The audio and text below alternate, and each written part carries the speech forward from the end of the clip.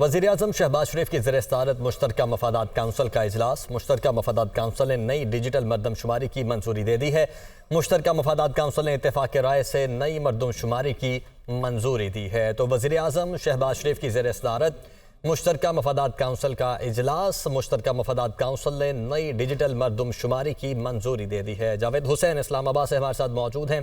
जावेद, बड़ी खबर है, इस इजलास के हवाले से मंजूरी मिल गई है।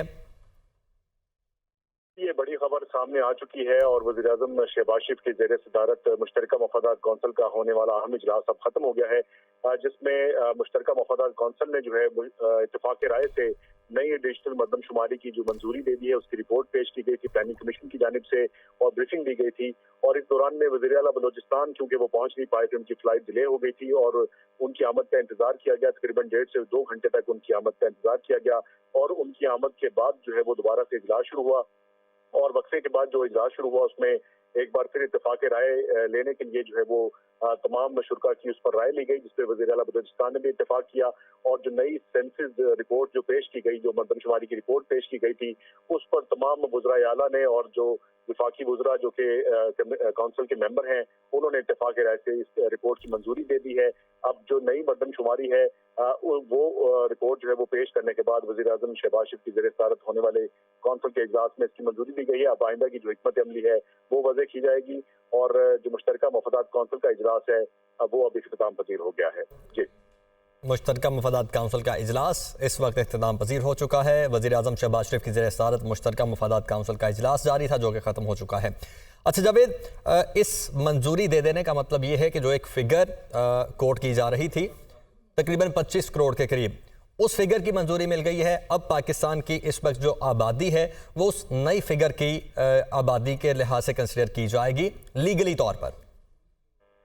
जी बिल्कुल, इस मरदमशुमारी के बाद आइंदा से जो पॉलिसी मेकिंग होगी और जो तरक्याती मंसूबे तश्कील दिए जाएंगे वो इसी सेंसस की बुनियाद पर दिए जाएंगे और ख़ास तौर पर क्योंकि हमारे इंतखाबात का जो इन्हिसार है वो हल्का बंदियों और हल्का बंदियों का इन्हिसार मरदमशुमारी के हवाले से किया जाता है, उसमें भी अब तब्दीलियाँ रूनमा होंगी और इस नई मरदमशुमारी की बुनियाद पर अब तमाम जो है वो आइंदा की इलेक्शन हिकमत अमली भी मुरतब की जाएगी।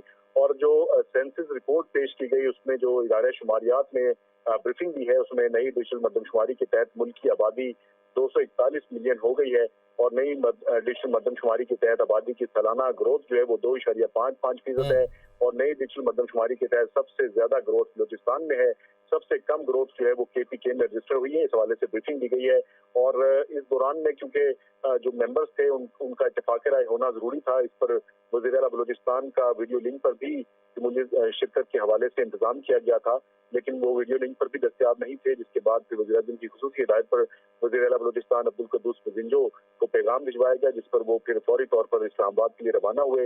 हेलीकॉप्टर के जरिए जो है वो वज़ीर-ए-आज़म हाउस पहुंचे, जहां पर फिर उन्होंने मुश्तरका मफादात काउंसिल में शिरकत की। इस दौरान में भी वज़ीर-ए-आज़म जो है रहनुमाओं से राब्ते करते रहे और राब्ते भी करते रहे। जावेद, आप साथ ही रहेगा। अदील वड़ाइचना भी हमें ज्वाइन कर लिया है, ब्यूरो चीफ इस्लामाबाद। अदील, आज के दिन की ये दूसरी बड़ी खबर है। अब ये मंजूरी के बाद बताइएगा किस तरीके से आगे जो मामलात हैं वो चलेंगे और कौन कौन सा नया पंडोरा बॉक्स खुल सकता है?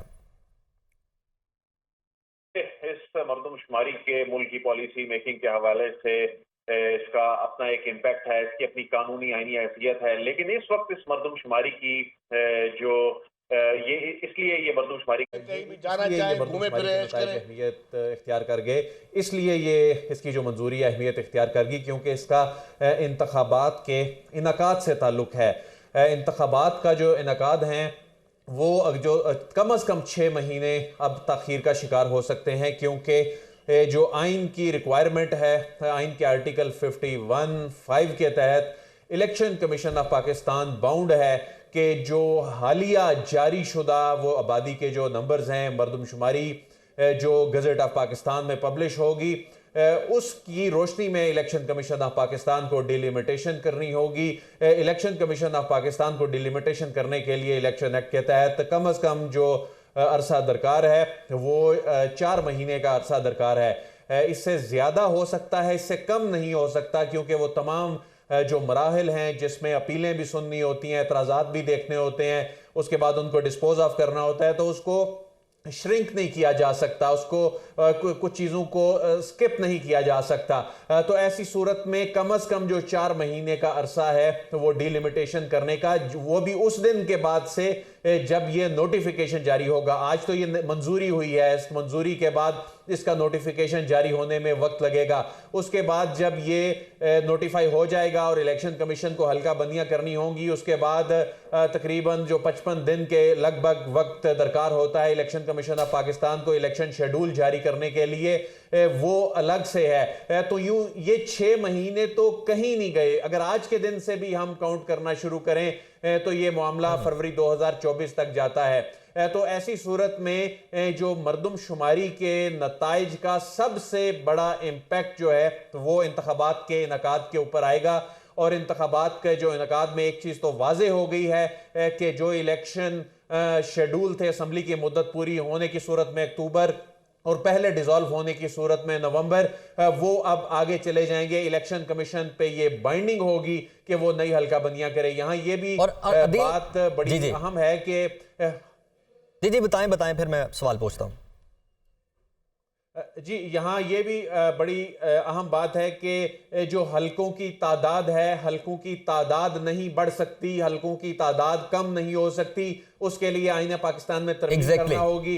2/3 अक्सरियत है नहीं है, उसके बाद असम्बली मौजूद नहीं होगी। तो ऐसी सूरत में ये हलकों की तादाद तो इतनी ही रहेगी, इनकी लिमिट्स जो हैं वो तब्दील होंगी और जिन जिन सूबों में जितने हलके हैं वो उतने ही रखने पड़ेंगे। लेकिन एक बाइंडिंग चूंकि हो गई, उस बाइंडिंग के नतीजे में डिलिमिटेशन जो है हलके अगर उतने रहेंगे तो हर हलके की जो पॉपुलेशन है उसको फिर बढ़ा के कंसिडर किया जाएगा या उसको बढ़ा दिया जाएगा? जी, जब हदबंदियां की जाएंगी तो मुख्तलिफ जो इजला होंगे उसमें हल्के डिस्टर्ब होंगे, हलकों की हदूद तब्दील होंगी, उनकी आबादी के लिहाज से उनका साइज बड़ा कर दिया जाएगा या कम किया जाएगा। तो ऐसी सूरत हाल में नई हल्का बंदियां, अगरचे ये जो आबादी के तनासुब से अब नई हल्का बंदियां करनी होंगी, इसमें कोई बड़ा इम्पैक्ट नहीं आएगा को हलकों के हवाले से।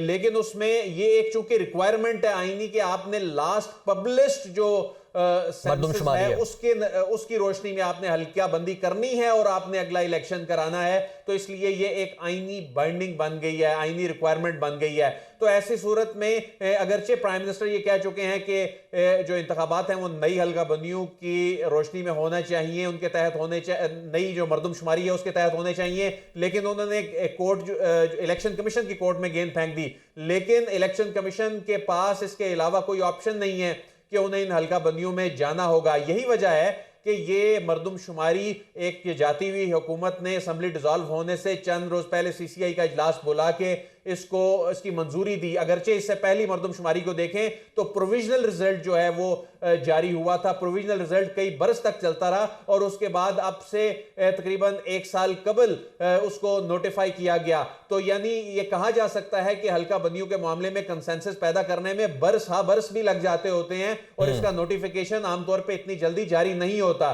तो नोटिफिकेशन जारी करने का, इसकी मंजूरी लेने का मंशा ही शायद यही थी कि ये हुकूमत चाहती थी कि इंतखाबात आगे हो जाएं। जाहिर है आगे इंतखाबात आगे हो जाएं। अदील, बहुत शुक्रिया, आप हमारे साथ मौजूद थे। जावेद हुसैन भी हमारे साथ मौजूद थे। जावेद, आपका भी शुक्रिया।